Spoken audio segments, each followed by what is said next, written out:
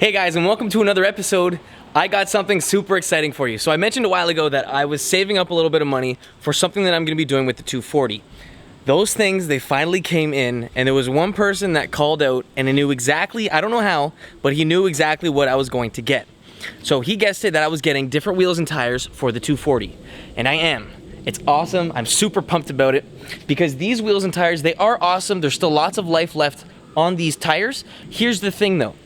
These wheels are a little bit too small for the brakes that I want to put on the car. So these 16-inch wheels, I won't be able to put anything big like a 4-piston brake setup on it because I'm not going to have enough clearance inside the barrel. So what I'm going to have to do is take these off and put bigger ones in, so they're going to give me more room inside of here, because right now these are 16s. There's a decent amount of space, but these brakes that I have on the car now are tiny. So these definitely need to go. But before I can upgrade these brakes and put something pretty beefy and big in there, I need to get rid of these 16-inch wheels and put something bigger on there. Something that I notice is that even with these tires, and even though I've only got a little 4-banger, I can get these to spin out really easily. And this is why. They're 800 compound, super hard tires. And because they're really hard, I still have a lot of life left on these things. I can get them out, I can do like massive burnouts, and I'm not really going through much rubber. The scariest part of this is that considering they're so hard, yes, I know these wheels need to be refinished, but if you guys know any of these markings that you're seeing on these tires, this one right here, these tires were made in 2006. That's not even the scariest part though. Yes, they are a 2006 tire, but the thing is that they're still good, they still work, and there is no cracking on these tires. So, I mean, I still might use them maybe for burners or whatever, I don't know, maybe I'll do a burnout until they pop. I haven't really decided what I want to do with them yet, but I do know that they're coming off the car today. Before I bring the car inside the garage and actually swap out the wheels, I want to show you guys a quick little tour of the car now. So these are the 16s. You've got this view here. I want to show you how much these wheels sink into the fenders. So you can see that there is a little bit of more, there's more wheel that we could put on here and it would still be inside the fender. We got the same thing up in the front as we do in the back. So with these new wheels, hopefully, we're going to be able to push it out a lot more and try to make this thing as close as flush as we can. Now, I am still on stock struts, so I am still at the stock ride height. I am going to be changing that out sometime down the road. But in the meantime, let's see how much of a difference just changing the wheels and tires does for this car. So before I show you what I picked up, I want to first show you what I have.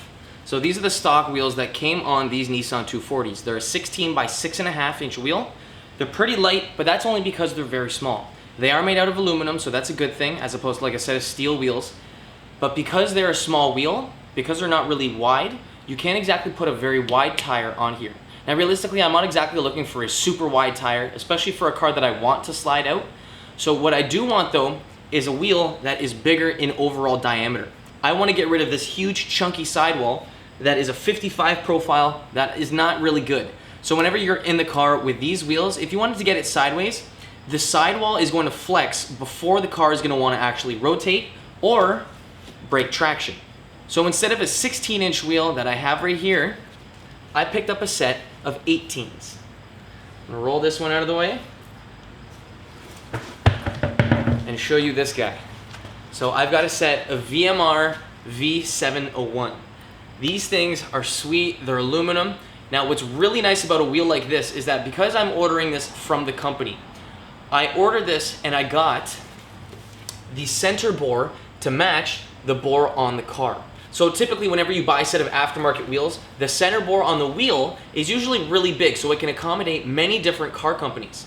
Because sometimes the center bore on the car is anywhere in a 50mm range all the way up to 70mm range. So if you have, say, a 60mm wheel, the bore on this is 60mm, you can't fit that on a 70mm car.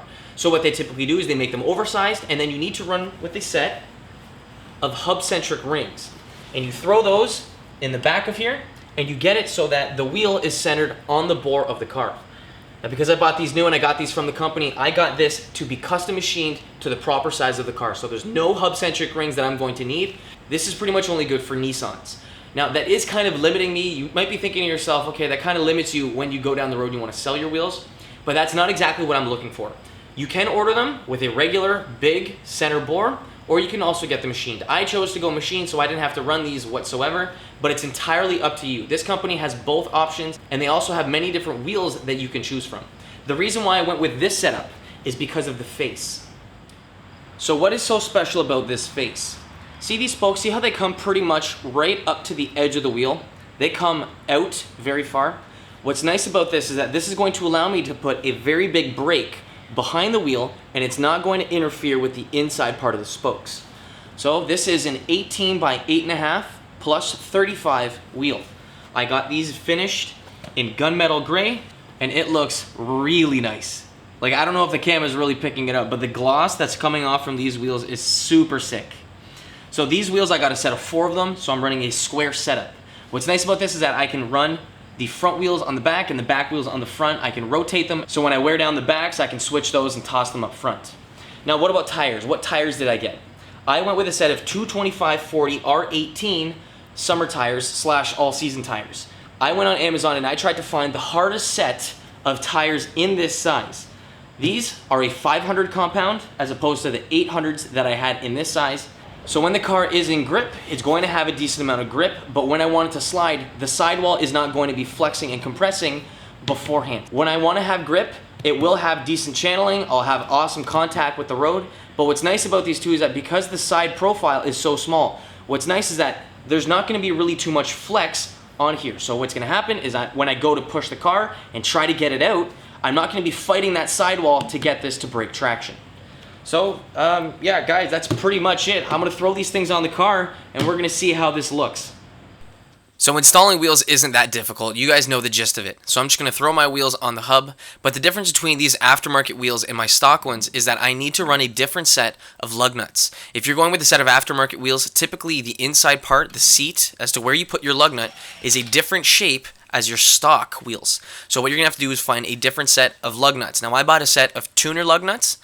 I'm putting them on the special key so I can thread each one of them on and then tighten them up to the proper torque spec. So the torque spec for this car is 100 foot-pounds, and I'm just using my DeWalt impact driver with an adapter to install each and every one of these lug nuts. When installing them, you're going to do this in an X pattern, always trying to torque down the furthest possible lug nut at all times.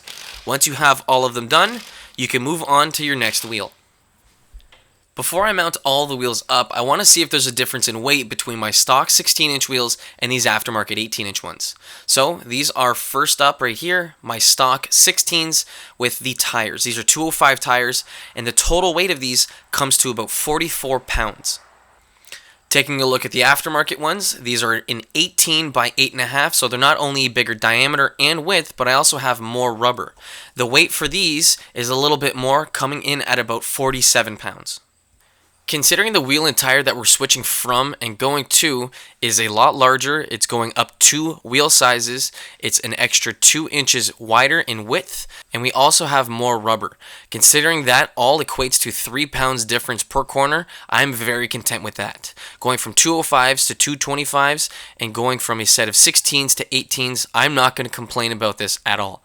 So these are a really nice set of light wheels with nice fresh rubber on them that's going to allow me to not only grip, but also slide whenever I choose to.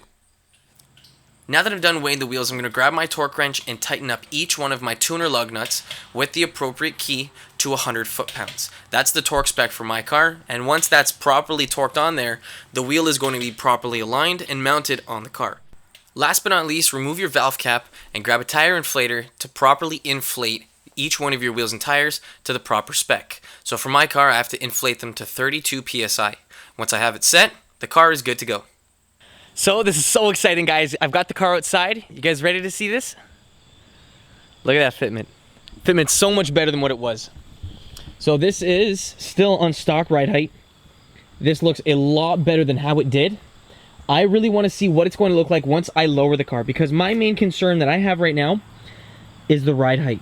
So once I get the coilovers or whatever, once I get some way to lower this thing, I'm saying that I want to get this at least another inch lower. I want to get rid of that gap and at least bring the tire up to the edge of the fender. I want to do the same thing for the back and for the front, and I feel like once I do that, the fitment's going to look a lot nicer.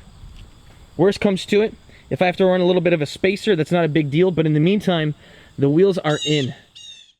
There's still one question that needs to be answered. Does it drift?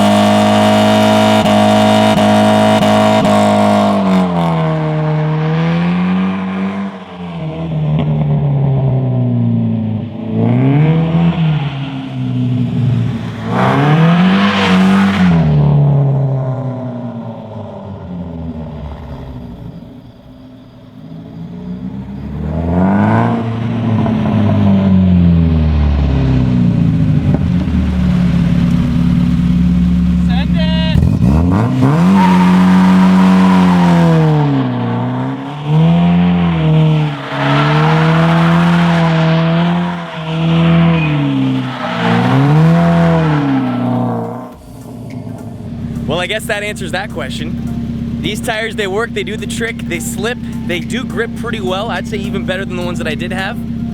Yeah, this is a good setup. I'm happy with this a lot. You can definitely take a look at the ground and see that I've had a little bit of fun with it so far. If you guys want to pick up the wheels that I picked up, if you guys want to take a look at the tires, the lug nuts, whatever I used, check the description box. I have links always there.